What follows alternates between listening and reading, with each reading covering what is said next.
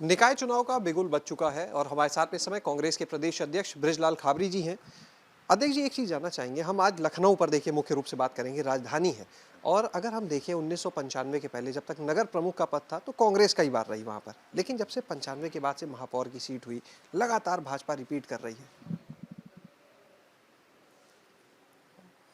Repeat कर रही है, 4-6 बार तो नहीं बनी है।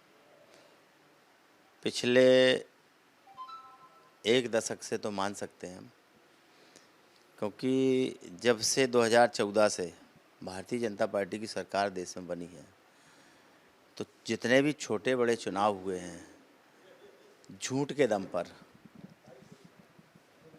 लॉलीपॉप देकर मतदाता को भ्रमित करके अपना उल्लू सीधा किया। लेकिन देश और प्रदेश की जनता इस बात को अब जान चुकी है कि इनके पास झूठ के अलावा और कुछ है नहीं।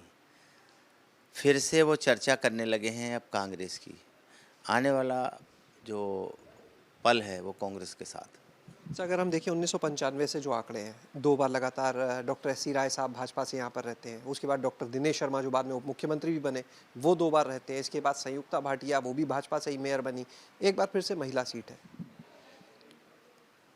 इस बार कांग्रेस की महिला जीतेगी। कांग्रेस की कुछ खास तैयारी राजधानी के लिए? हाँ, पूरी तैयारी है। जो खास तैयारियां पूछना चाह रहे हो वो सारी तैयारी पूरी है। और आज शाम के बाद, बैठक के बाद मैं तय कर लूँगा कि किसको लड़ना है और किस किस को लड़ाना है। क्राइटेरिया क्या होगा कैंडिडेट के चयन का कांग्रेस का? कमेटी है नीचे से क्या खूबी देखेगी कैंडिडेट में?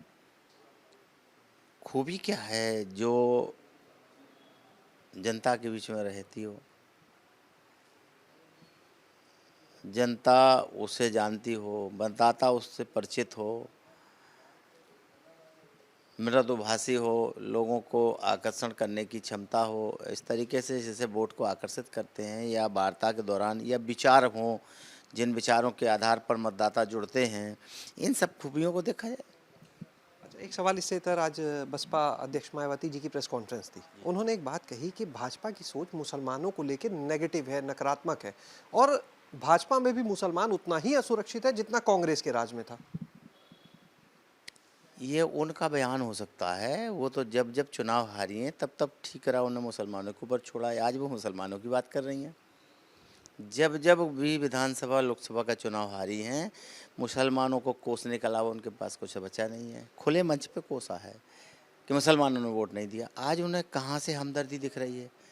और इस बात को कह कर के वो किसको प्रसन्न करना चाह रही हैं कि मुसलमानों का, जैसे बीजेपी के साथ बीजेपी की सरकार में हाल रहा, वही कांग्रेस की सरकार में हाल रहा। अरे, कांग्रेस की सरकार में मुसलमानों का जो हाल था वो उन्हें पता है, किसी को कहने की ज़रूरत नहीं है। लेकिन ये 2 बातें कह कर के वो किसको खुश कर रही हैं, ये भी आप जान लीजिए।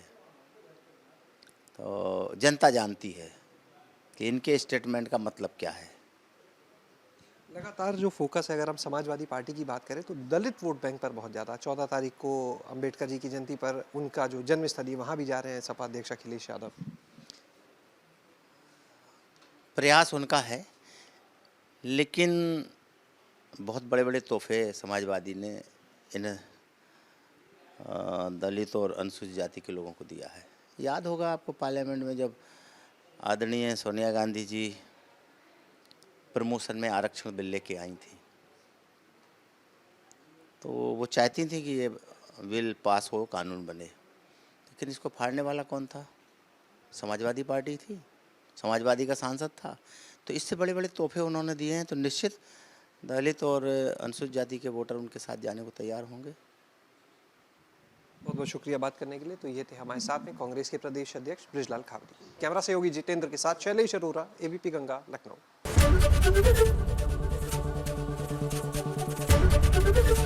एबीपी गंगा, खबर आपकी, जुबान आपकी।